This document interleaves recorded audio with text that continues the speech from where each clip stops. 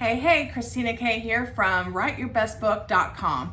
And today I am going to be discussing how to add elements of suspense to your mystery, suspense, or thriller novel. Now, first off, super quick discussion on the difference between the three. Mystery, you've got your cozies, your hard-boiled, a little bit of a slower pacing whodunit. Suspense novel, you may actually know who done it, but you don't know the why, and it's a little bit of a slower, not slow, but slower pacing than a thriller. And then a thriller is a novel that just keeps going. It's up against the clock, action completely always moving forward. But you're gonna have an element of suspense in any three of those genres. But specifically, let's talk today about writing suspense, because I'm working on this amazing new online course called How to Write Killer Suspense Novels. It's going to be featured on Kindlepreneur's new website very shortly. And so stay tuned for that. But really quickly, before we move forward, I want to ask you to do me a favor. Hit the subscribe button so that you can make sure not to miss any of these amazing tips, tricks, and helpful advice on writing your best book. And then if you like anything that I provide for you, be a dear and comment. It really helps us kind of get up in the algorithm, and we're really trying hard to do well on YouTube, but we're so very brand new. So I would appreciate your support in any way that I'll take whatever I can get. Okay, so back to suspense. So there are basically, it's a promise to your reader when you're writing suspense. And there are several things that you want to make sure you're doing when you're writing suspense. And I'll go through them briefly. So you want to create a sense of dread. Let's say your hero is watching some horrible event unfold right before their eyes. Consider revealing what he's seeing through inner monologue. That can help. The next thing you could do is shock the reader. If you can successfully pull off a major disaster or a role reversal, which is good guy turns bad or vice versa, then you'll have achieved something great and very suspenseful. Third, set the mood. So a great suspense novel will create a foreboding mood for the reader. You can accomplish this through internal dialogue and highly intense situations. Number 4, create a puzzle. By leaving little clues here and there for your reader, you'll leave them pieces of a puzzle to put together as they read your novel. And it all will come together in the end. Set the clock.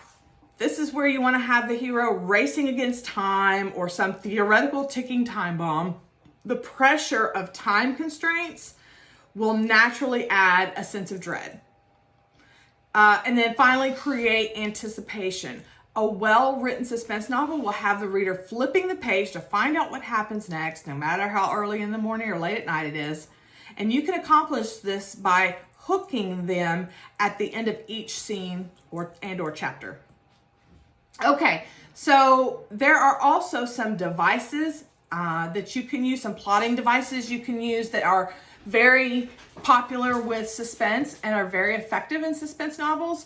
And this is not by any means an exhaustive list. There are more things you could do. There are so many plotting devices, I can't even begin to list them all. But these are some of the more common devices that you can use, and I would not try to jam-pack all of them into one story. I would maybe pick a couple of them to work together to create your story. So the first, hear me out, is prologues. Now I know there's this ongoing debate, especially if you're in the agent world, seeking an agent, looking for a publishing deal traditionally. You hear a lot of agents and people say, don't do prologues.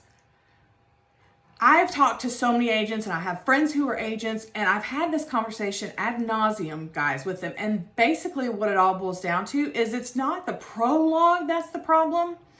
The writers are not writing the prologues properly.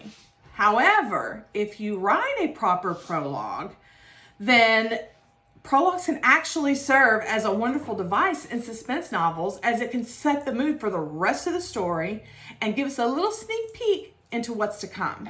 So that's how a proper prologue can actually be a good plotting device. Now, foreshadowing. This is another one. You could show the readers that something is going to be important later in the story, even if they don't understand right now how or why. You can pull this off by presenting an object or a person or a place that will appear later in the story, causing everything to come full circle.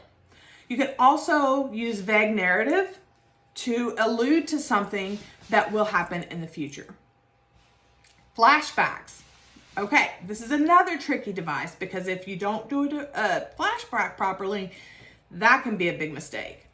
It can be a great device to help amp up the suspense. You can include a single flashback that shows something shocking or a series of flashbacks that slowly build toward the final reveal. But be sure to write them properly.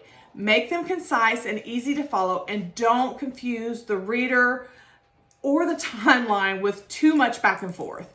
And one quick note here, when you go to do a flashback, you want to make sure that it's all in italics so that it sets itself apart from the rest of the narrative. And I would keep a flashback to a page or less, not a hard and fast rule, just a suggestion. And then I would go ahead and get back into your regular current current narrative. All right, so back to devices. Another common device that people like to use in suspense is red herrings. So the device is used to mislead readers and guide them to making false conclusions in order to distract them from the truth. For example, in the Da Vinci Code, that bishop, whatever his name was, serves as a red herring since readers suspect him from the beginning as being the bad guy. But when we find out that he's innocent, we realize that the author intentionally misled us, so we never suspected the real killer.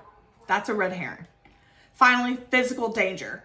You can create a sense of dread in your readers by posing an actual physical threat to the protagonist, especially if you've done a good job making the reader care about and root for the protagonist from the very beginning. Now, here's the thing. The threat must be realistic, plausible, and scary, and it must have been chasing the protagonist from the start, even if they, or the readers, didn't know it until it's seemingly too late. Whatever plot devices you choose to implement in your suspense novel, remember you're writing suspense. And the entire purpose of this genre is to create a visceral experience for your reader, one they can imagine that they are completely a part of. You can do this effectively by making sure you maintain tension and dread for the reader and use some of those devices we talked about earlier and methods that can help you write a suspense novel that will be unputdownable.